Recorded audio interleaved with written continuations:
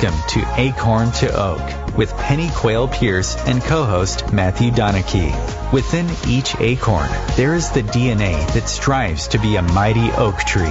All it needs to reach its potential for greatness is to be activated. You are the acorn. On this show, we will share with you the tools and guidance you need to grow into the person you are meant to be. And now your host, Pennie Quaile-Pearce and co-host Matthew Donachie. Hi, good evening to the show, good afternoon to the show, wherever you're listening to us, and whatever time you're listening to us. So hopefully, again, Matthew is going to be joining me soon. But what we'll be discussing today is basically discussing the journey that we all take from the head to the heart. You know, it can be one of the longest, most hair-raising, adrenaline-pumping journeys of resistance, confusion, and procrastination.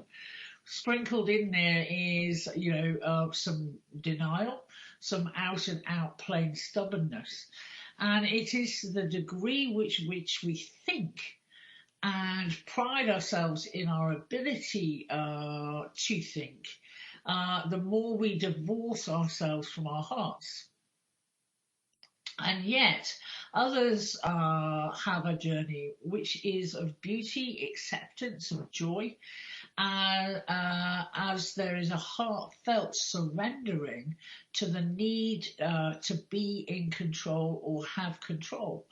And when there's an inner knowledge and awareness that we are always enough, unconditional love and acceptance of self and others, then there is no competition, just a joy. And we'll be talking about, during this session, we'll be talking about finding a map to that amazing journey from the head to the heart. And as I was saying, it is probably sometimes it can be one of the most difficult journeys, but also, the most important word there in all of this is the surrendering. And it's when we surrender our way of thinking to actually know that we are enough, that we can actually let go of the need for resistance, confusion, procrastination, denial, and absolute stubbornness.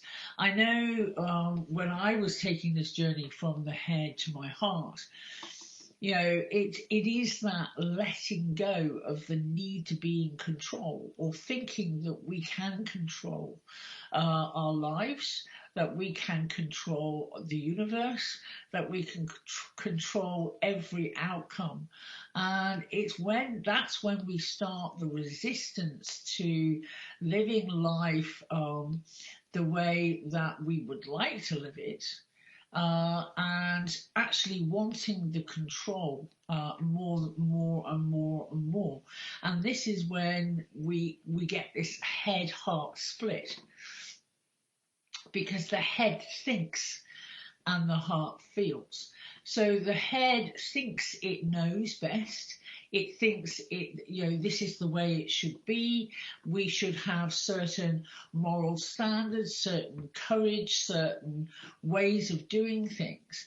And it's usually because we've been brought up by our parents and our grandparents, and we have a whole history of ancestry that comes behind us.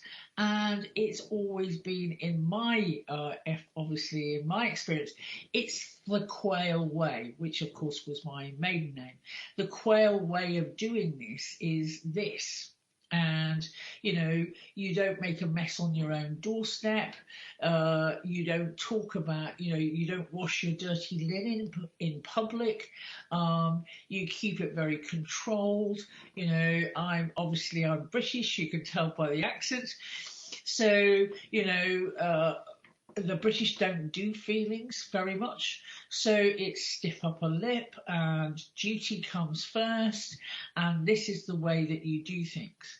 And this is very much obviously living in your head.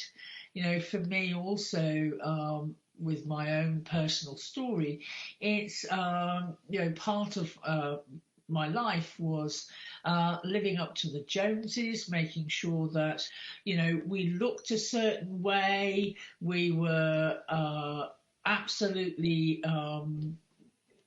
children are seen and not heard. Our education was done in a certain way, in a certain fashion, and therefore, if you didn't make the grade, it was looked at sideways, and it was never, you're never taught to express how you felt. You were never taught that emotions were okay.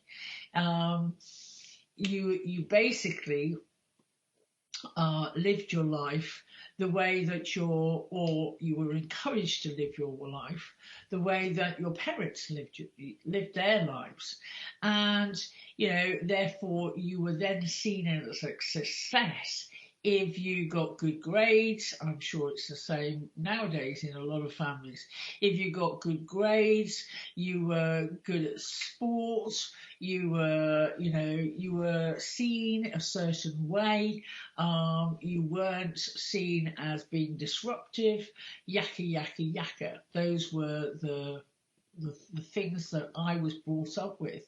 And therefore you were encouraged more and more to live in your head, because we were taught that every problem there was a solution and therefore an outcome. And one of the things that you weren't encouraged to do was talk about how you felt about it, or how you were going to be in your heart. And it causes, this is one of the reasons I think there's complete and utter separation from people who live in their heads but don't realise that living more authentically is living in the heart, and heart intelligence, and how important heart intelligence is. And it's really quite at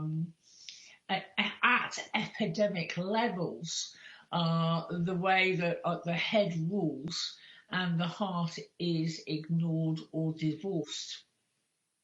And it is, obviously part of the work that I do and Matthew does is very much encouraging people to take that journey from the head to the heart. And one of the tools that we use during workshops and retreats is to talk about heart intelligence. And I know that we have done this to a certain degree before, but we use a tool which basically brings those emotions down into 4 categories, which is mad, anything being slightly cheesed off, to absolute enragement, mad, sad, anything from being mildly disappointed that they don't have your favourite ice cream in the local shop, to absolutely grief-stricken, extreme loss, and basically catatonic with grief, right the way through. So it's right the way through the whole thread. Mad, sad, glad, which is being anything from feeling good to absolutely cooking on gas, in the flow, enjoying all the juicy emotions of life, in joy, in bliss, in peace and happiness. And scared, anything from being mildly anxious, which I'm sure Matthew's going through right here, right now, because he's obviously having trouble connecting this evening, to absolute terror. So those 4 emotions helps us with or categories of emotion helps us with emotional intelligence. And the amount of times where I've been working with somebody either on a one-to-one level or in a workshop or during a retreat, and we go around and check in and just find out how people are feeling, just to basically get a barometer of what's going on energetically in the room. And I've gone to people and they say, hang on a minute, well, I don't know how I feel, I just need to think about it. And my usual answer to that is, that's interesting. And, getting them to realize that you don't think about an emotion, you feel an emotion, and then your mind catches up with it, but you feel first. And it's really incredible when you actually say that to people, is actually you feel first and then the thoughts come around the feeling. And it's trying to get them to realize that, we have as many neurons in our heart, so as many brain cells in our heart as we do in our brain. And that's why we call it heart intelligence, and it is so important. But we give our minds or our thoughts the power. And this is when we go back again within the Acorn to Oak and talk about some of the methodology that we teach. And, part of that methodology is the 3 levels of consciousness. And the 3 levels of consciousness is our conscious mind is just 10%. It's just 10% of our mind's capacity. Our subconscious mind is 40% of our mind's capacity, and our spiritual mind is actually 50% of our mind's capacity. And when you look at your conscious mind and we give it all the power in our lives, it is only 10%. And when you look at that, you think, my word, there is so much more to me than meets the eye. And the 40%, which is the subconscious mind, is divided in, you can pretty much divide it into 2, and 20% of that is skills. So things like when you learn how to drive, when you have job related skills, your parenting skills, all of those things are in the skills section of the subconscious mind. It's things that we do on automatic pilot. We don't have to actually think about those things once we've learned how to do them, because we suppress them down into the subconscious. And as I said, we bring them out whenever we need them, and it feels like we do it on automatic pilot. How many of us drive to work in the morning and we suddenly think, I don't know how I got here? Because you weren't thinking about it. You were just doing it. And it's the same with some of the skills that we use at work, and some of the skills obviously we've used in parenting and things like that. It's just automatic. So, and the reason it's automatic is we don't have enough room in our conscious mind to store all of that information. And the other 20% of the subconscious mind is, again, you can pretty much divide that into half, give or take a few percentage. And they're positive suppressions, and they're quite negative suppressions that we've put down in there. So the time that we stubbed our toe and we didn't want to feel the pain, we suppressed that into the subconscious mind. The time that we had our first heartbreak and we didn't really want to feel most of the heartache and the grief around that, we suppress that into our subconscious mind. So we've got good things, and we've got not so good things stored in our subconscious minds. And, I always look at that as obviously the positive things. We've got gold down in our subconscious that we don't even know is there. We also have clutter down in the subconscious that we don't even know is there. And these are the things that we, when we don't take the journey from the head to the heart, we have no idea of some of the treasure that we have in our hearts and our subconscious minds, because our subconscious mind is the emotional mind. Obviously, the conscious mind is very much about day-to-day reality and day-to-day perceptions. And it's our fight or flight, it's our survival mode, and all of those things. As I said, the subconscious mind is the emotional mind, and it helps us clear whatever it is, and it also helps us get in touch with our heartfelt emotions. And emotion, energy in motion, emotion should come in, should be felt, and it should be shifted out, and we shouldn't hang on to it. Unfortunately, our conscious mind gets hold of it, and it starts up what I call the story factory. So it may be that here's an example. It may be that you met somebody for a drink, or you saw somebody for a coffee or whatever, and they say something to you, and you didn't necessarily agree with it, or you felt resistance when you were actually talking, and that conversation finishes and you go on your way, but you're walking down the road and you think, why did they say that to me? What was that about? Actually, I don't agree with that. I wonder if that's truly what they feel and think.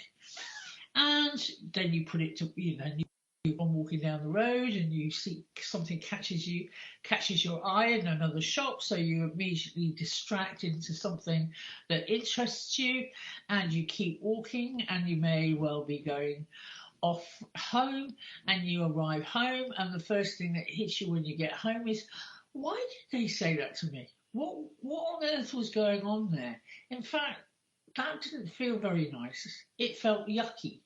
And you distract yourself by making yourself a hot drink, and it just keeps on coming round and round and round like a loop. And this is why I'm saying that the power of the conscious mind is absolutely necessary, and we need to use it constructively. But when it goes round in a loop, it can drive us absolutely crazy. So here comes the break, and I'll talk to you after the break is finished, and we'll continue with this conversation.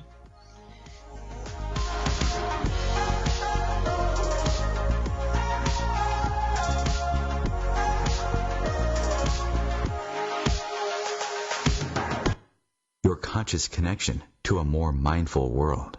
OMTimes Radio. IOM-FM. OMTimes Magazine is one of the leading online content providers of positivity, wellness, and personal empowerment. A philanthropic organization, their net proceeds are funneled to support worldwide charity initiatives via Humanity Healing International. Through their commitment to creating community and providing conscious content, they aspire to uplift humanity on a global scale. OMTimes, co-creating a more conscious lifestyle. I'm Kathy Williams, host of Sexy Mom Abundant Life radio show on Thursdays at 5 p.m. Eastern, 2 p.m. Pacific. On the show, we explore living abundantly in every area of your life.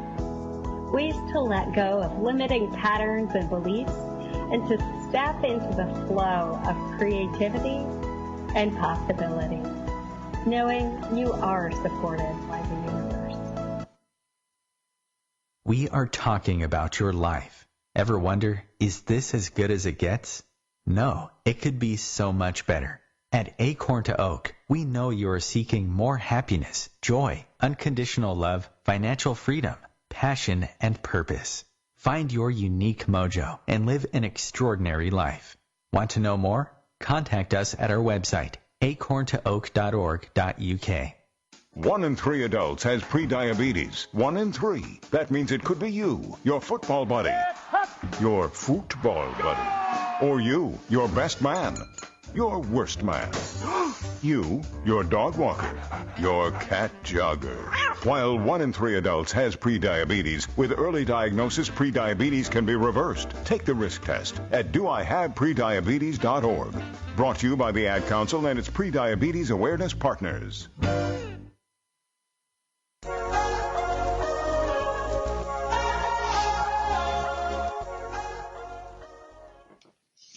So we're talking about the power of the rational mind, or should I say the conscious mind, and how it can keep us looping around a conversation or looping around a set of behaviours, keeping us in our thoughts rather than our feelings. And we were discussing again the journey from the head to the heart, which can be one of the longest, most hair-raising, adrenaline-pumping journeys of resistance, confusion and procrastination.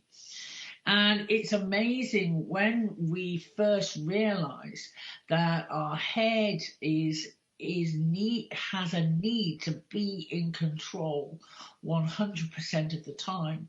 We realise that we're missing all of the juiciness of life, and we have to think about it. We have to be able to work it out in our heads. Otherwise, we will not accept it as a possibility. We will not accept it as a way of being. We judge things and we make them wrong. If it's not backed by science, then how can we possibly accept it as a truth? And I think in the work that Acorn to Oak does, and what how we try and explore different possibilities with people, so they begin to realise that the impossible is only impossible because we think it's so. And we did a great workshop actually this year, but we continue to do this, where basically we set on the Saturday evening, we set up 3 impossible tasks, or what we thought or most people would think were impossible, and we very gently encourage people to participate with those 3 impossible tasks. And one of them was walking across 3 or 4 meters of broken glass. The second one was breaking an arrow with your throat against a board. And the third one was doing a firewalk. So walking across 3 meters of burning ash. And all of them, it's quite amazing. Your mind, before they actually did or completed the impossible tasks, your mind just couldn't accept that it was impossible until you actually did it. I took part in these 3 impossible tasks as well as everybody else, because I'm somebody who leads by example. But I'm not a go do it. I'm a watch me and I'll show you how to do it type person. And even for me, obviously anxiety was up. And because your mind will try and keep you small. And your mind will try and tell you that you're going to get hurt. As soon as you step onto that broken glass, you're going to cut your feet. For me, I had the added excitement that I take blood thinners. So I thought, hey, well, if I really cut my feet, I'm going to bleed all over the place. And your mind will make you smaller than you are. And it is this is why the journey from the head to the heart is so important. And it was when before I walked across the glass, I just put my hand on my heart and I took a series of 3 breaths of just going, center myself in my heart, center myself in my heart. And again, the 3rd time, center myself in my heart, because I know that I am capable of doing this with no injury, no problem. And I walked the glass and obviously came out with no problem whatsoever. And we went on and, as I said, did the breaking of the arrow with the neck. And I must admit, being an ex-nurse, obviously the first thing I thought, well, hey, if I give myself a traumatic tracheostomy, then I give myself a traumatic tracheostomy, and took a deep breath and stepped forward and broke the arrow. And it is just what it is, and therefore needed to move through that. And then, as I said, by the time we came round to the third impossible task, it was actually plain sailing. I'd gotten rid of any resistance I had to the fact that what we thought was impossible, or what most people thought was impossible, was possible. And this is what, obviously we're talking about this evening, was, that head will try, or the conscious mind will try and keep you small, because its focus is your survival. Therefore, anything that it thinks will put you in danger, it will make wrong. And that's its job. When we were cavemen, obviously it was, if a big saber-toothed tiger jumped into the cave opening, then, your mind is going to go put you into fight or flight, and your best bet at that stage is to run, and therefore would dump the adrenaline, which basically would get you out of danger. And that was part of its job. The trouble is nowadays is we don't have saber-toothed tigers walking in the parks. And we still have that DNA within ourselves, and we still have that fight or flight response. The problem is then we dump the adrenaline. The adrenaline then pushes our blood pressure through the roof. Then we get dumps of glucose, which is sugars, in our blood, so that we have the energy to run if we need to. And then we get pumped. We're constantly having peaks and troughs of high blood pressure and high sugar levels, and then they crash.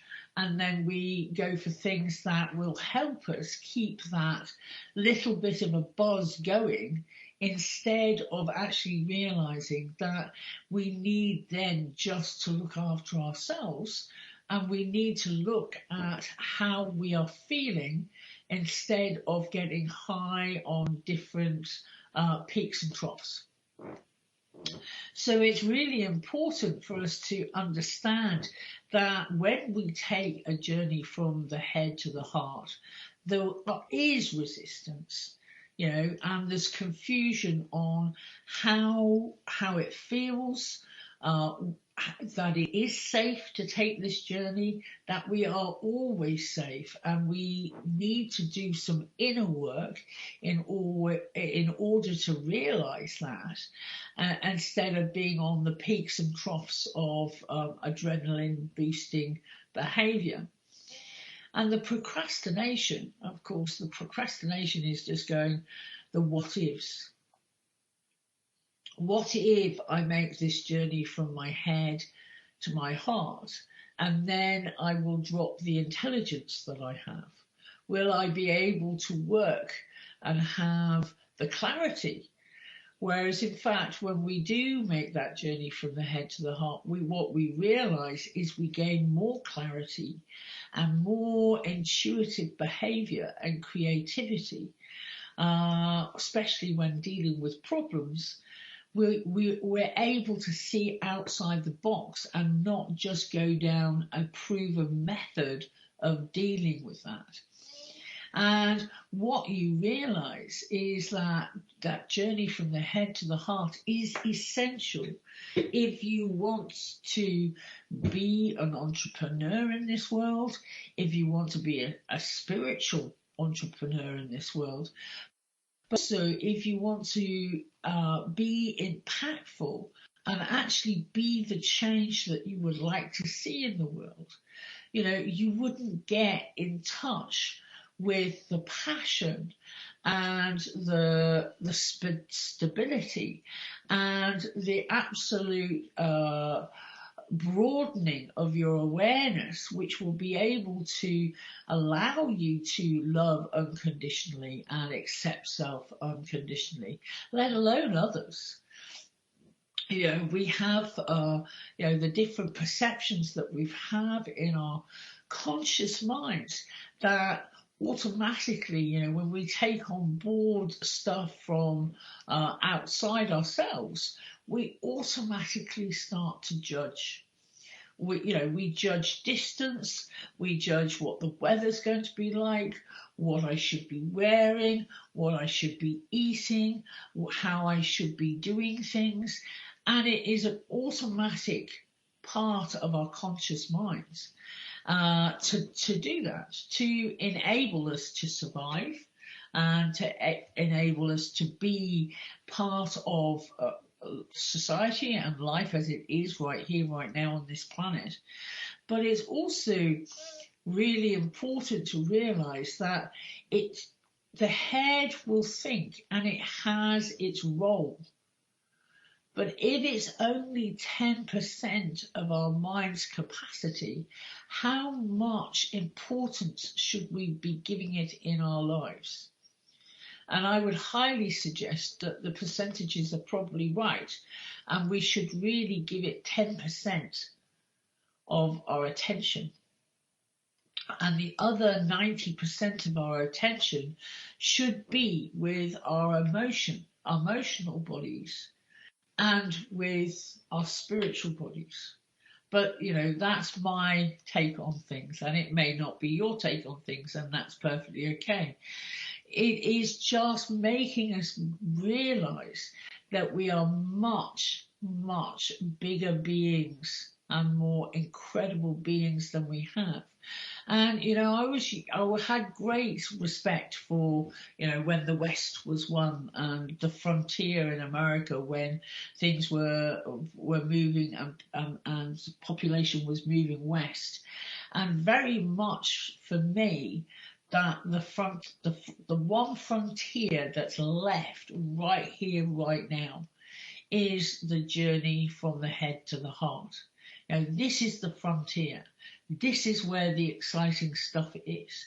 This is where my passion is helping people realize that, yes, the mind is important, but the heart is so much more important.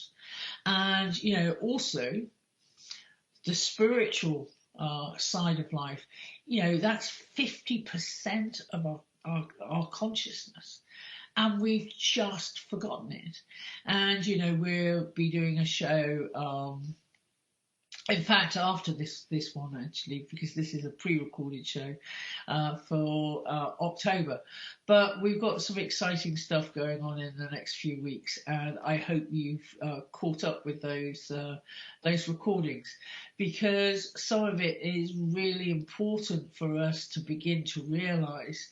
And, it is that journey from the head. The head has always been top dollar. It's always been, or thought it is top dollar.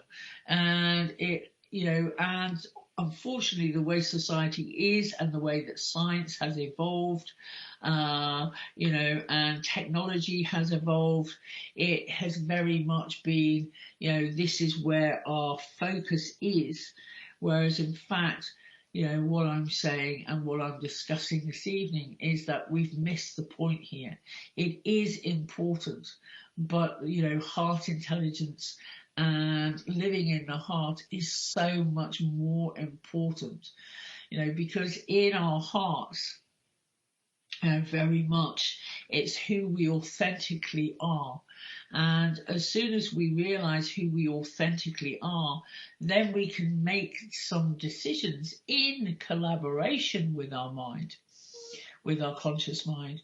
We can start making new empowered decisions of how we want to be in this world.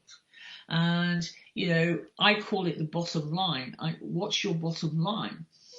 And in that bottom line should be, your values, your beliefs, your moral courage, your generosity of spirit, some of the people who inspire you. How do you want to be? Are you a kind, compassionate person, or are you a person who's just out for themselves? And it's, do you want to be impactful in this world? Do you want to be the change that you would like to see in the world?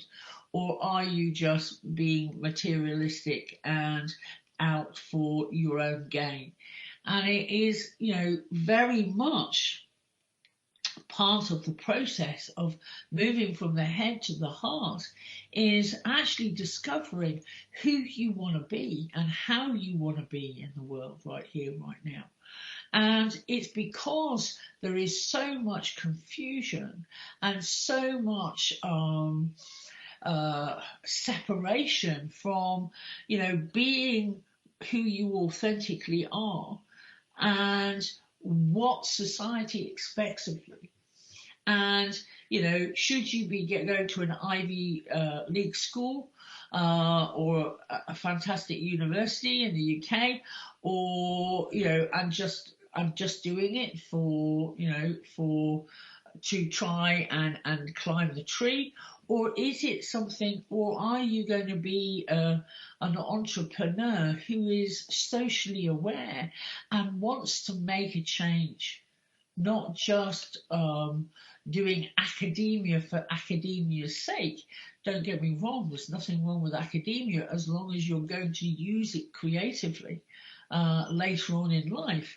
But if you're just doing it for the qualification with no reason and no heartfelt joy around it, it seems pretty hollow. And I've lived through that myself, where I would, I have 2 master's degrees, one in child psychology and one in nursing. And I'd look at it and go, why did I waste so much of my time doing that instead of, academia, instead of actually getting out there and working in the field more? Which I did do a fair amount, but probably not as much as I would like. And it is just those things. It's making sure that we are living with our bottom line in mind. And if it's not resonating with your bottom line, then you need to be asking yourself, why am I doing it? Am I doing it for... And there are times where we have to do things maybe that we don't want to do for a while. But I'll see you after the break.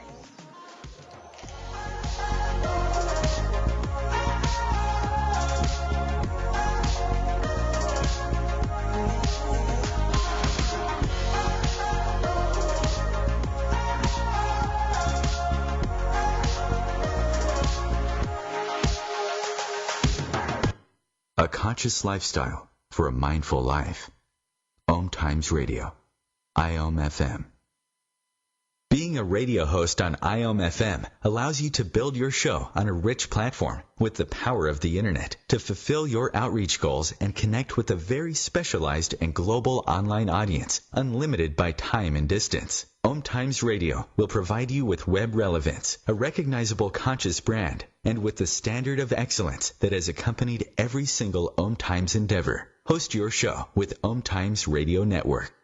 Hello, I'm Sandy Sedgbeer, host of OMTimes Magazine's flagship radio show, What is Going On. My passion is sifting through information, research and innovations from new thought teachers, speakers and researchers pushing back the boundaries of what we know about life, energy, metaphysics and the universe. I love shifting perceptions about who we are, why we're here, and how quickly impossible becomes normal when we open our minds, expand our awareness, and accept that the only limits that exist are those we place upon ourselves. So if you're the kind of forward-thinking, eager investigator of what lies beyond the current reality that most perceive, why not make a date to come play with me in the field of possibilities at 4 p.m. Pacific Time, 7 p.m. Eastern Time every Thursday, and together we can discover what's really going on. We are talking about your life. Ever wonder, is this as good as it gets? No, it could be so much better. At Acorn to Oak, we know you are seeking more happiness, joy, unconditional love, financial freedom, passion, and purpose. Find your unique mojo and live an extraordinary life. Want to know more? Contact us at our website, acorntooak.org.uk. Long ago, you wouldn't think of galloping on a horse while doing calligraphy, and you wouldn't have attempted to ride your bike while typing a letter. Yet you think you can safely operate a multi-ton vehicle while texting? Behind the wheel is no place to multitask. If you want to BRB, drive now and text later. Lives depend on it. Visit StopTextStopWrecks.org, a message brought to you by the National Highway Traffic Safety Administration, Project Yellow Light, Noise, and the Ad Council.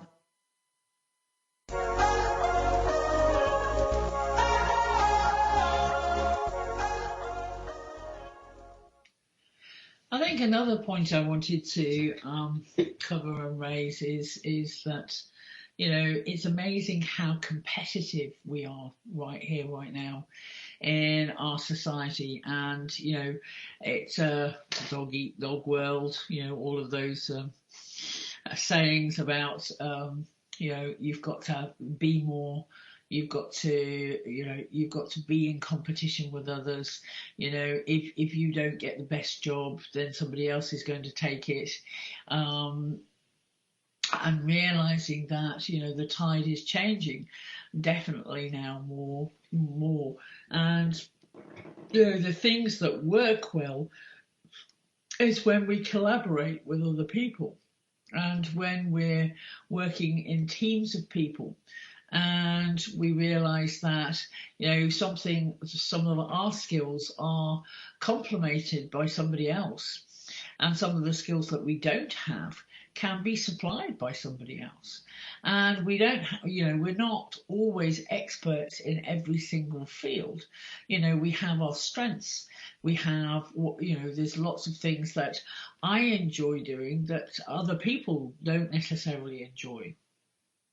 And I also know that there's some things that I don't enjoy, which other people love to do. And that is fantastic. And if you can get together and collaborate in enjoyment and passion and joint passion, it's fantastic. And, that's why Acorn to Oak works, is because we have a whole plethora of people who have similar interests, but also have different strengths and different things that they're great at. And one of the guys who's in the group, we josh him slightly because he's fantastic at spreadsheets. But, sometimes people can look at it and go, he's got some OCD. But bless him, it's fantastic skill. And I don't necessarily want to get down into the nitty-gritty of things. I'm a visionary. I love big visions. I love to play big. I love to be out there to help and inspire people. And that's not something that he would be good at. He is a lot more pedantic than I am, and he loves the intricacies of things. Whereas me, I look at it, I look at the energy, and I run with it. For me, that is fantastic. But and it is really great to work with all of these different characters who bring in their expertise and their uniqueness. And that's where genius is formed. And, and in moving from the head to the heart, this is where the genius is actually comes from, is if you let go of the constraints of your conscious mind.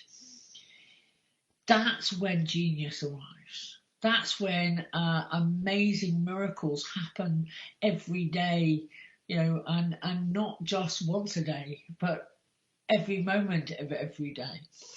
And, that is where your joy is. And it's not just joy, it's ever new joy. ever new bliss, ever new peace, ever new contentment, because every breath you take allows you just to bring in more of this state, more of these abilities when you're living in the heart. And it doesn't mean that you don't pop out. Pop out of the heart and use the head when the head is needed, but just give it 10% of your attention, not 100% of your attention. And that's when you suddenly realize that, again, you can be unstoppable. You can be an unstoppable force for good. And creativity, and also in doing that, you also allow those resources to be brought out to a bigger community and the whole of humanity. And that's when you suddenly realize that you're living a much more impactful life. The more you serve others, the more everybody will be able to get some of that, what I call WD-40 of the universe. The grease, the squeaky wheel gets the grease, but that grease can become a global phenomenon. And it's really important to realize that some of those things of going from the head to the heart are really important. So one of the things that we said that we would talk about during this session, and what I want to spend some time on now, the next 10 minutes or so talking about, is what can you do to go from the head to the heart? What are the steps? Because people will talk about these things and then give you no practical help. So, for me, being an ex-nurse, I like practical things that work.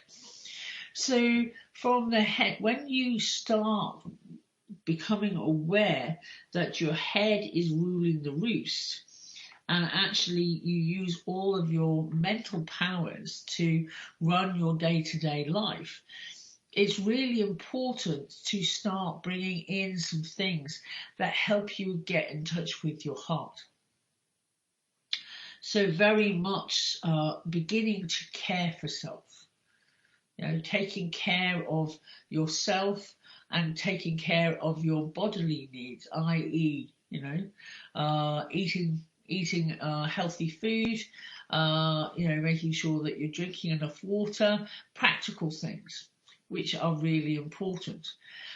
In doing that, you're reinvesting in your physical self, which reinvests in your heart. So those practical things are really, really important. Then spending some really nice, good, quality time with yourself, which could be walking in nature. It could be, swimming in the sea. It could be going skiing. It could be, any of these things which are giving you, taking your physical body, but also beginning to use more feeling centers. If you go out for a jog, you begin to feel your heart beating, and you sync your heart and your breath with your physicality, and it's also grounding you into Gaia or Earth energy. So that's really important. Another thing that I do if I don't get time, because I have a 2.5-year-old son, if I don't get time to meditate in the morning, because usually it's full on household of getting him ready and getting him ready to go to nursery. I also have a dog, so I will use walking the dog in nature as a little bit of a walking meditation. And when I get home from walking the dog, that's when I actually get time to sit down and have a meditation where I'm sinking into self.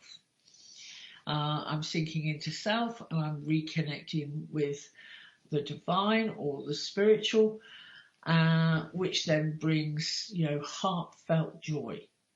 So again, heartfelt joy. So in learning to do that and to spend time with self, getting to know self, getting to know where your stuff starts and where it finishes is really important. So it's beginning to get to know the totality of self. And as you get to know the totality of self, it's like sometimes we need to encourage that heart to go from a closed bud into a beautiful rose. And it's using all sorts of different techniques. Affirmations are good, visualizations are good, but also just imagining this bud-shaped heart in your chest and see it start to open and unfurl. And that one visualization can be so powerful. You know, sometimes when we do this in retreats or workshops, you know, people come back from a visualization like that and just go, I couldn't open the bud of my heart because there were vines around it or ivy around it, and it was making it so tight and closed. And it's just imagining that bud opening in your heart center. And in doing that, you know, again, using whatever colours make sense to you, maybe pinks or reds or even greens, to actually open that bud and beginning to see those petals move.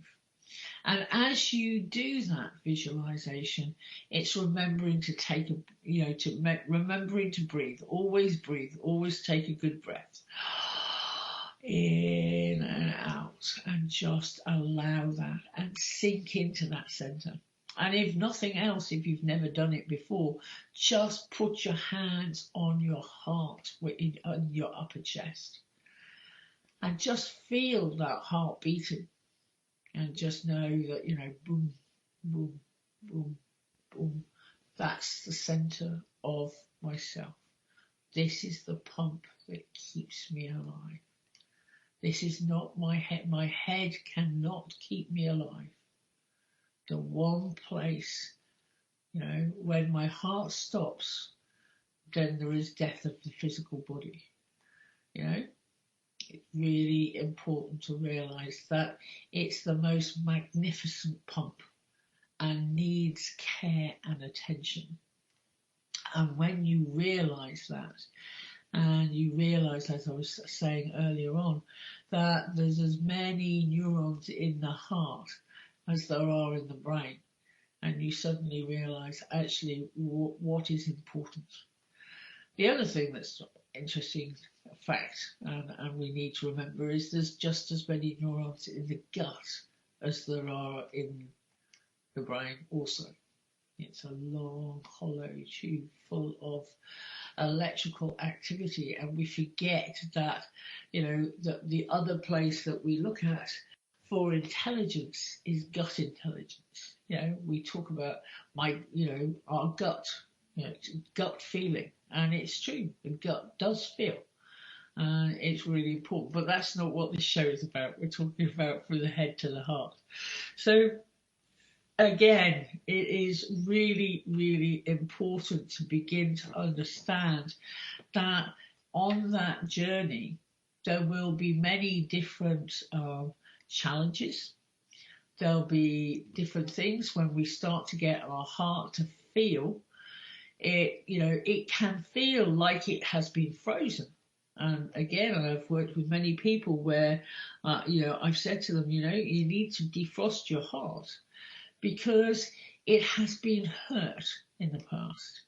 It has been through whatever story that is yours, which may include trauma, it may include childhood stuff, it may include all sorts of different stuff. And in healing those hurts, that's how the heart expands.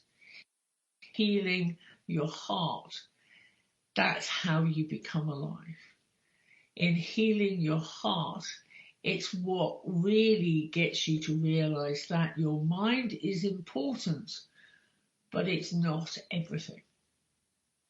And if I could get that one concept over to you this evening, is your head is important, but your heart means more. And this is where, if you live a heartfelt life, you will have a life that you enjoy, which you are impactful. You have an impactful life, which basically is on a global scale. And not just on a global scale, taking it even bigger on a universal scale, And I know in your hearts and in your heads, that's what you would love more than anything else. You would like to make footprints in the sand, and not just footprints, heart prints as well. And it's just, you really are passionate about what you feel more than anything else. And it's really important. So I hope you have a great week, and we'll see you next time. Take care, and go from the head to the heart.